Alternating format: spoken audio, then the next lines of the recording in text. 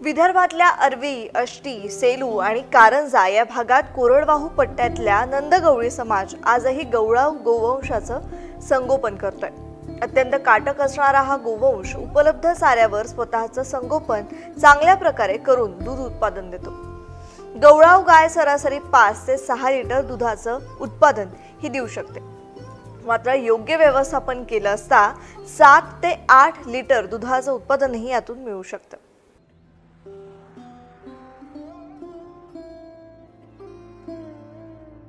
सध्या गवळावच्या एका बैलजोडीची किंमत 50 ते 75 हजार इतकी आहे, तर जातीवंत दुधाळ गायची किंमत सरासरी 45 हजार रुपयांच्या पुढे आहे। गवळाव पशुपालक मिळणाऱ्या दुधापासून खवा आणि तुपाची निर्मिती करून त्याची विक्री करून स्वतःची उपजीविका भागवत असतात। विदर्भभूषण अशी ओळख असणारा हा गवळाव गोवंश टिकून राहून त्याच्या गुणवत्तेमध्ये वाढ झाली पाहिजे।